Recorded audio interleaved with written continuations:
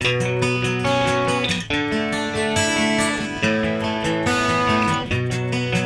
Shri Krishna friends, cook with હરવામાં આપનું સ્વાગત છે। આજે આપણે બે સિક્રેટ વસ્તુ એડ કરીને કેરીની નવી વાનગી બનાવવાના છીએ। એકવાર તમે આ બનાવશો તો રોટલી ઓછી જ પડશે। અને જો મારી ચેનલ પર નવા હો તો મારી ચેનલને લાઈક, શેર અને સબસ્ક્રાઈબ જરૂરથી કરજો। સૌ પ્રથમ મેં કેસર કેરી 3 લીધેલી છે। આ 2 વ્યક્તિઓને થાય એટલો રસ નીકળે છે અને એકદમ પાકી જ લેવાની છે, કાચી ન રહે એ ધ્યાન રાખવાનું છે। એકદમ પાકી કેરીનો કેસરી રસ નીકળશે। આ કેરીને આપણે એક મોટા બાઉલમાં પાણી લઈ અને 10 મિનિટ પલાળવાની છે, કારણ કે બહારથી લીધેલી હોય તેમાં કેમિકલને તેવું બધું આવે છે, પણ મેં ઘરે દાબો નાખીને પકવેલી છે। હવે 10 મિનિટ પછી આપણે બધી કેરી બહાર નીકાળી લેશું। એક મોટી ડીશ લેશું, ત્યારબાદ આપણે એક કેરી લેશું। કેરીની ઉપરનું જે ડીટ્યું હોય તેને રિમૂવ કરી દેશું અને કેરીના 2 મોટા પાર્ટમાં આપણે કટિંગ કરીશું અને છરી વડે વચમાં જે પાર્ટ છે એમાં ચેકા પાડી દેશું। આ રીતે આપણે બધી કેરીનું કટિંગ પહેલાં કરી લેશું, છે ને એકદમ નવું। આ રીતે તમે એકવાર કેરીનો રસ બનાવશો તો તમારે ઉનાળામાં રોટલીઓ ઓછી જ પડશે। બધી કેરીનું કટિંગ થઈ ગયેલું છે અને હવે આપણે એક મોટો બાઉલ લેશું। જે આપણે છરી વડે ચેકા પાડેલા છે તેમાંથી આપણે કેરીની છાલ રિમૂવ કરી દેશું।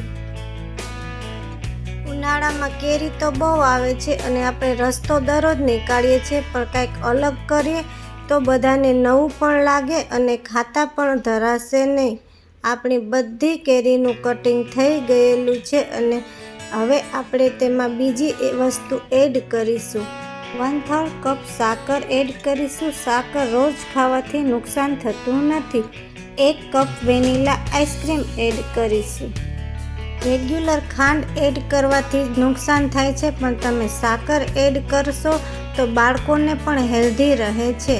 હવે તેમાં મેં 4 આઈસ ક્યુબ એડ કરેલા છે, તેમાં પણ તમે વધઘટ કરી શકો છો। આ બધી વસ્તુને એક મોટું મિક્સર જાર લેશું અને તેમાં બધી વસ્તુ એડ કરી દેશું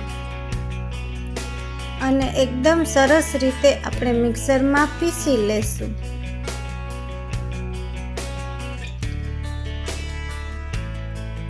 આપણો રસ બનીને તૈયાર છે અને એકદમ ઘટ સરસ બનેલો છે। જો તમારે પતલો કરવો હોય તો તમે આમાં આઈસ ક્યુબ વધુ એડ કરી શકો છો। હવે આપણે એક બાઉલમાં ટ્રાન્સફર કરી દેશું।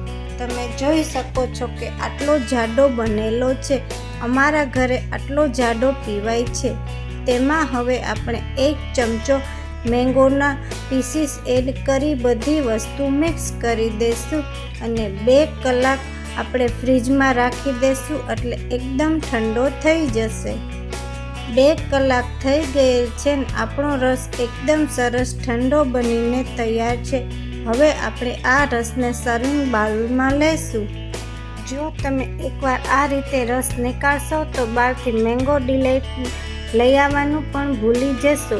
હવે આપણે આ રસને મેંગોના પીસીસ અને પિસ્તા વડે ગાર્નિશ કરીશું। જો ઉનાળામાં કેરીની આ રીતે નવી રેસીપીઓ બનાવશો તો તમારે રોટલીઓ જરૂર ખૂટી પડશે। અને મારી રેસીપી પસંદ આવી હોય તો મારી ચેનલને લાઈક, શેર અને સબસ્ક્રાઈબ જરૂરથી કરજો। જય શ્રી કૃષ્ણ ફ્રેન્ડ્સ।